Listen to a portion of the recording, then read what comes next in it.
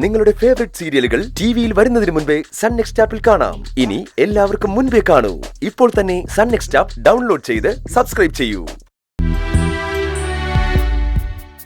അമ്മ എന്തിനാ ഇതൊക്കെ ചെയ്യുന്നേ? അമ്മയോട് ആരെങ്കിലും പറഞ്ഞു മുറ്റടിച്ചു വരാൻ? മുറ്റം ചപ്പും ചവറും നിറഞ്ഞ് വൃത്തികേടായി കിടക്കുന്ന കണ്ട എനിക്ക് വെറുതെ ഇരിക്കാൻ പറ്റുമോ? ഞാനും എന്തെങ്കിലുമൊക്കെ ചെയ്യണ്ടേ? അല്ല, ഈ മുറ്റം വൃത്തിയായി കിടക്കുന്നതുകൊണ്ട് ആർക്കും നഷ്ടമൊന്നുമില്ലല്ലോ, അല്ലേ? ഉണ്ടോ? അമ്മയെ ചായ കുടിക്കും.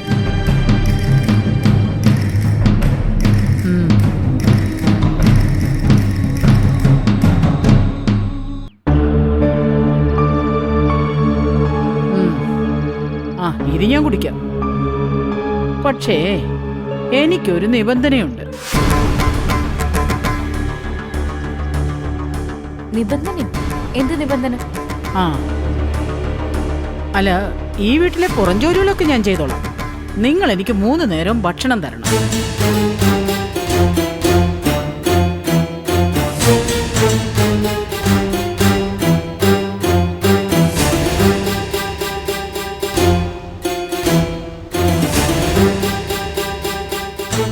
പാചകം ചെയ്യാൻ ഞാൻ വരുന്നില്ല. വീടിനകത്ത് നിങ്ങളുടെ ഒരു കാര്യത്തിനും ഞാൻ കൈകടത്തുന്നില്ല.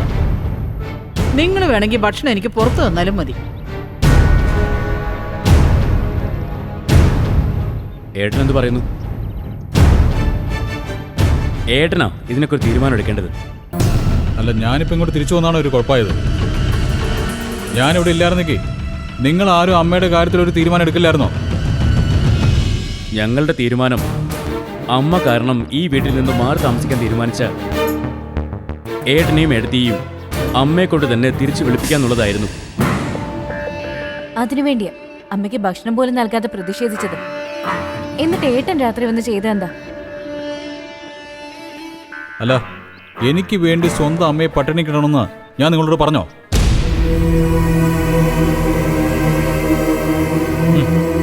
വിശപ്പിനോട് പ്രതികാരം ചെയ്യാൻ ഞാൻ പഠിച്ചിട്ടില്ല. അതിന് ആരെ കൊണ്ട് ഞാൻ ചെയ്യത്തുമില്ല. അതിന് വിശപ്പകറ്റാൻ ആഹാരം മോഷ്ടിച്ചാൽ പോലും അതൊരു കുറ്റമല്ല എന്ന് കരുതുന്നവനാണ് ഞാൻ. അമ്മയ്ക്കിപ്പോഴും അനുവിനെ അംഗീകരിക്കാൻ കഴിയാത്തതുകൊണ്ട് ഈ വീട്ടിൽ നിന്ന് ഒഴിഞ്ഞു പോകാന്നുള്ളത് എൻ്റെ മാത്രം തീരുമാനമായിരുന്നു. പക്ഷെ അനു ആ തീരുമാനത്തോട് യോജിക്കുമെന്ന് എനിക്ക് തോന്നുന്നില്ല. അവള് ചിലപ്പോൾ തിരിച്ചു വന്നേക്കാം. അതുകൊണ്ട് ഞങ്ങൾ കാരണം നിങ്ങൾ ഒരു ശിക്ഷാ നടപടിയും അമ്മയ്ക്കെതിരെ എടുക്കണ്ട. എന്റെ തീരുമാനത്തിന് കാത്തു നിൽക്കുകയും വേണ്ട. അതെ, എന്റെ മാത്രം അമ്മയൊന്നും അല്ലല്ലോ, എല്ലാവരുടെ അമ്മയല്ലേ. അതുകൊണ്ട് അവനവന്റെ മനസാക്ഷിക്ക് നിരക്കുന്നത് ഓരോരുത്തർക്കും ചെയ്യാം.